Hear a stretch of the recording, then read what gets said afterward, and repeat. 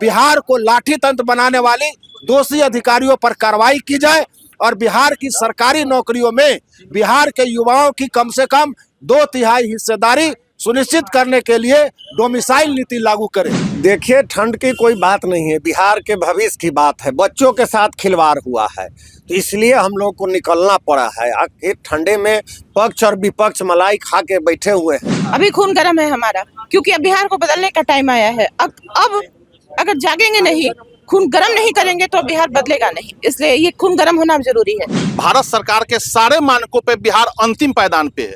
नीतीश जी के प्रगति यात्रा कह देने से बिहार का 14 करोड़ जनमानस प्रगति की ओर अग्रसर नहीं होगा। नमस्कार, आप फर्स्ट लुक बिहार देख रहे हैं और मैं हूं अभिषेक रंजन। देखिए, पूरे देश में ठंड का मौसम है और ठंड के मौसम बता दें पूरे देश में ठंड का पारा चढ़ा हुआ है। लेकिन अगर बिहार की बात करेंगे तो बिहार में राजनीति का पारा गर्म है और बिहार में अभी राजनीति हो भी रही है। ऐसे में बता दें कि बीपीएससी का मामला जो है वो ख़त्म होने का नाम नहीं ले रहा है। लगातार जो है पटना में बीपीएससी का आंदोलन हो रहा है। कल प्रशांत किशोर को पटना पुलिस के द्वारा गिरफ्तार भी किया गया था आंदोलन को लेकर। हालांकि उनको कोर्ट से जमानत मिल गई। लेकिन आज देखिए कि बिहार के विभिन्न जिला में जनसुराज के जो समर्थक है, जो कार्यकर्ता है, वो सभी धरना पर बैठे हुए हैं। अभी हमारी मौजूदगी मुजफ्फरपुर में है और मुजफ्फरपुर के समाहरणालय परिसर में भी देख सकते हैं जो धरना स्थल है। यहाँ पर भी जो जनसुराज के कार्यकर्ता है वो सभी धरना में बैठे हुए हैं। आइए उनसे बात करते हैं। गांधी मैदान के गांधी जी के निकट प्रतिमा के नीचे आमरण अनशन पर बैठ गए। जब आमरण अनशन पर बैठे तो पुलिस अलोकतांत्रिक और अमर्यादित तरीके से उन्हें उठा करके ले जाती है और उनको जेल में ले जाने का प्रयास करती है। लेकिन माननीय न्यायालय द्वारा बिना शर्त उन्हें जमानत दिया जाता है और उनको छोड़ दिया जाता है। उसी के विरोध में, इस सरकार के विरोध में, ये लाठी और गुंडे की सरकार जो चल रही है, अलोकतांत्रिक जो सरकार चल रही है, तानाशाही जो सरकार चल रही है, उस सरकार के विरोध में आज हम लोग प्रतीकात्मक रूप से पूरे बिहार में हर जिला के मुख्यालय पर 1 दिवसीय धरना दे रहे हैं, जिसमें हमारी और मांगे हैं, जिसमें 17वीं बीपीएस परीक्षा में हुई अनियमितता और भ्रष्टाचार की उच्च स्तरीय जांच और पूर्ण परीक्षा कराई जाए। 2015 में जो नीतीश कुमार ने ही 7 निश्चय योजना के तहत इन्होंने कहा था कि हर बेरोजगार युवाओं को हम बेरोजगारी भत्ता देंगे, तो यह बेरोजगारी भत्ता उन्हें दे। और 10 वर्षों में जितने भी प्रतियोगी परीक्षाएं हुई हैं, अनियमितताएं हुई हैं और पेपर लीक हुआ है, उन सभी दोषियों पर कार्रवाई पर श्वेत पत्र जारी करे। साथ ही साथ लोकतंत्र की जननी बिहार को लाठी तंत्र बनाने वाली दोषी अधिकारियों पर कार्रवाई की जाए और बिहार की सरकारी नौकरियों में बिहार के युवाओं की कम से कम 2/3 हिस्सेदारी सुनिश्चित करने के लिए डोमिसाइल नीति लागू करें। इन्हीं उद्देश्यों को लेकर के आज हम सभी लोग यहाँ धरना पर बैठे हुए। महिला कार्यकर्ता भी है।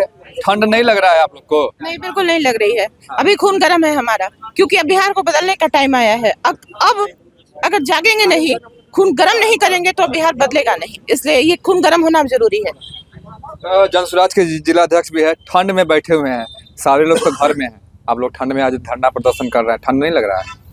देखिए, ठंड की कोई बात नहीं है, बिहार के भविष्य की बात है। बच्चों के साथ खिलवाड़ हुआ है तो इसलिए हम लोग को निकलना पड़ा है। आखिर ठंडे में पक्ष और विपक्ष मलाई खा के बैठे हुए हैं तो उनको उजागर करने के लिए, उनके कर्म को दिखाने के लिए जनता के बीच हम लोग आए हैं और बच्चों की लड़ाई लड़ रहे हैं।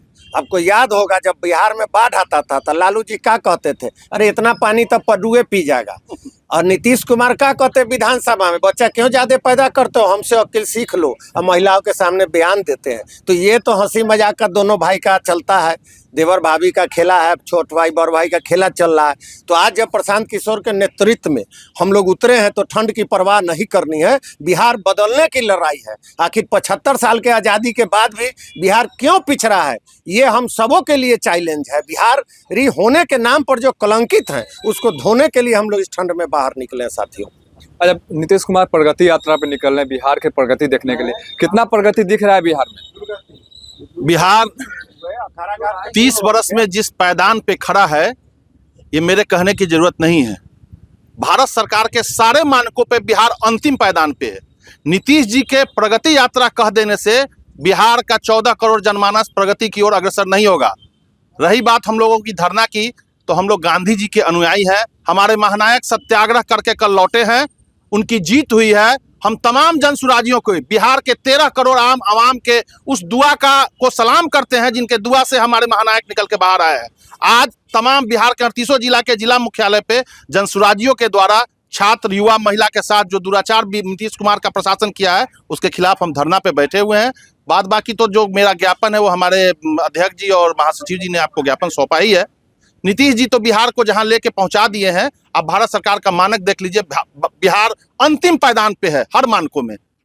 बिल्कुल, तो देखिए कि यहाँ पर जन स्वराज के कार्यकर्ता है वो सभी आज धरना में बैठे हुए हैं। और देखिए कि बिहार में अगर विपक्ष की बात करें तो विपक्ष भी इस पूरे मामले पे कहीं ना कहीं चुप्पी साधी हुई है। बीपीएससी का जो मामला है उस मामले को लेकर देखिए कि बिहार में अब राजनीति शुरू हो गई है और जन स्वराज के जो कार्यकर्ता है वो बिहार के विभिन्न जिला में जाकर वो धरना प्रदर्शन कर रहे जिला मुख्यालय पे और सरकार के खिलाफ नारेबाजी कर रही है। बने रहिए फैसलोग बिहार के साथ, आगे भी खबरों के लिए, तब तक के लिए नमस्कार।